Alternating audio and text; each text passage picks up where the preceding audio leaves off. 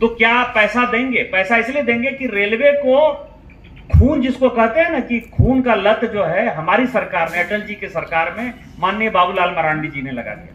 बाबूलाल मरांडी जी बने, संथालपुरना में रहे, उनके मन में हमेशा था कि इस इलाके का विकास होना चाहिए, लेकिन विकास इसलिए नहीं हो रहा था कि रेलवे के पास एक तो पैसा नहीं था, दूसरा उनको लगता था कि यदि हमारे पास पैसा है, यदि हम पैसा दे देंगे तो जल्दी से बन जाएगा।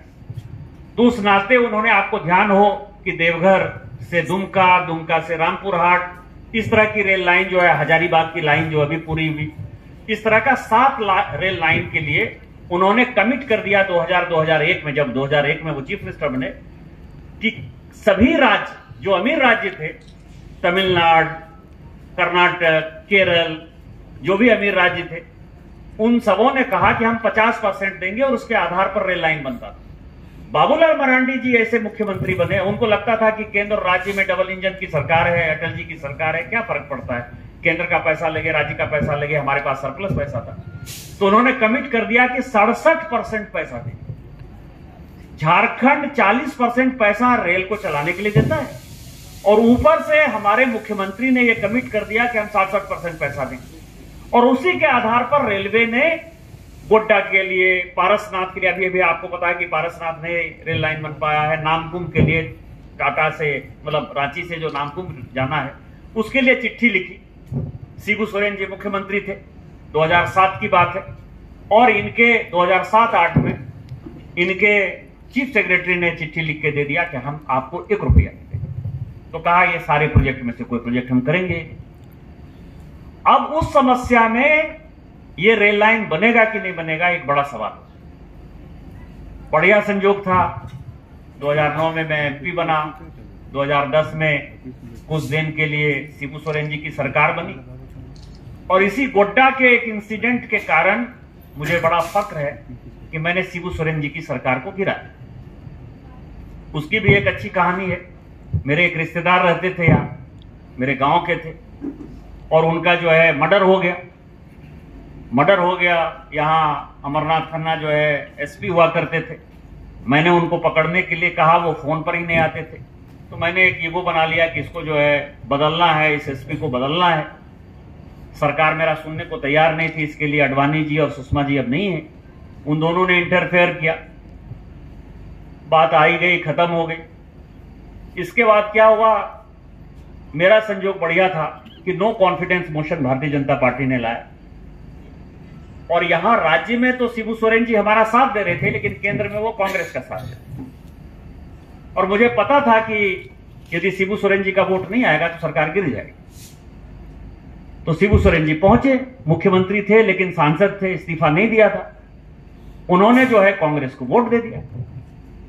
मैंने देख लिया, मैं, शरद यादव जी, गोपीनाथ मुंडे जी, मैं जितने लोगों का जिक्र करूं, संजोग ऐसा है कि मुझे भी लगता है कि बुढ़ापा आ गया, क्योंकि बहुत लोगों का जिक्र करता हूं, उनकी सभी की मृत्यु हो गई। तो हम लोग पहुंचे उनको समझाने के लिए कि आप अपना वोट बदल दीजिए। मुझे पता था कि वोट नहीं बदलेंगे, क्योंकि उनको डर था कि कहीं हमको कांग्रेस सरकार जो है जेल नहीं भेज दे, और उन्होंने वोट नहीं बदला, और भारतीय जनता पार्टी ने तय किया कि सरकार को गिरा देना। सरकार गिर गई, और मैंने शिबू सोरेन जी को फोन करके कहा था कि यदि मेरे में कुवत होगी तो मैं 7 दिन के अंदर आपकी सरकार गिरा दूंगा। तो चौथे दिन सरकार गिर गई, अर्जुन मुंडा जी मुख्यमंत्री बन गए। अर्जुन मुंडा जी को मैंने कहा कि यदि ये काम मेरा हो जाएगा तो शायद भारतीय जनता पार्टी के लिए गोड्डा एक रिजर्व सीट हो जाएगी। मैं उनका शुक्रगुजार हूं कि उन्होंने मुख्यमंत्री के नाते ये बड़ा फैसला किया, और ये हसडिया से, और चीफ सेक्रेटरी एसके चौधरी थे। तो अच्छा संजोग ये हुआ कि मुख्यमंत्री अर्जुन मुंडा जी थे, यहां के पहले डेवलपमेंट कमिश्नर थे एसके चौधरी, बाद में चीफ सेक्रेटरी हो गए।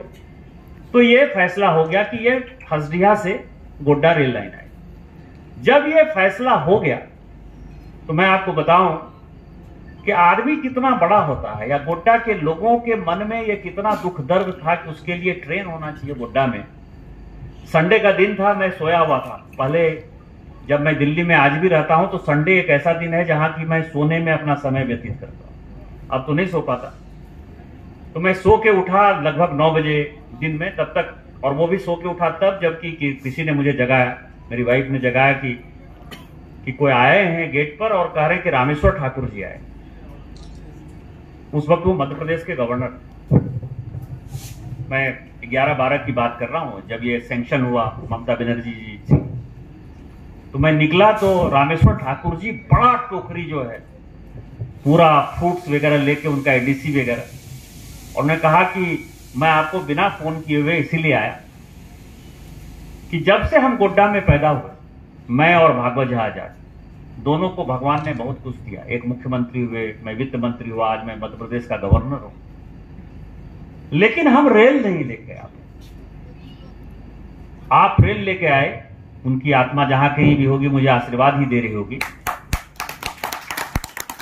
मैं इसी के लिए आपको धन्यवाद और बधाई देने के लिए आया कि आपने गोड्डा का मान और सम्मान रखा। रेल आ गया। आपको पता है कि जब शिलान्यास होने लगा तो पूरी की पूरी झारखंड सरकार ही यहां मौजूद थी। जो अभी जेल में बंद मुख्यमंत्री हैं वो भी उस वक्त वित्त मंत्री थे, वो भी आए थे यहां।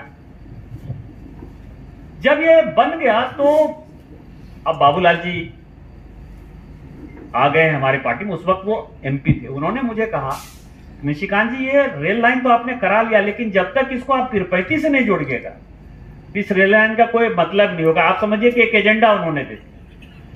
मुझे लगा कि यदि मैं इस रेल लाइन को तिरुपति से जोड़ूंगा तो मैं इसको देवघर से क्यों नहीं जोड़ूंगा। हम जो बासुकीनाथ होते हुए घूम फिर कर जाएंगे तो मेरे लिए तो अच्छा रास्ता है कि मैं सीधा जो है आ जाऊं। अब मैं उस चक्कर में लग गया। संजोग यह है कि जो उस वक्त मेंबर इंजीनियरिंग थे एपी मिश्रा साहब, नीतीश कुमार जी के सहपाठी भी थे, किसी जमाने में उनके ईडी पीजी भी थे, मतलब पीएस थे। वो मेंबर, मैं बता रहा हूं कि गोड्डा और देवघर का क्या संजोग होता है कि वो मेंबर इंजीनियरिंग हो गए। और मैंने कहा कि आपसे मुझे एक मदद चाहिए, कि मदद यदि आप कर दीजिएगा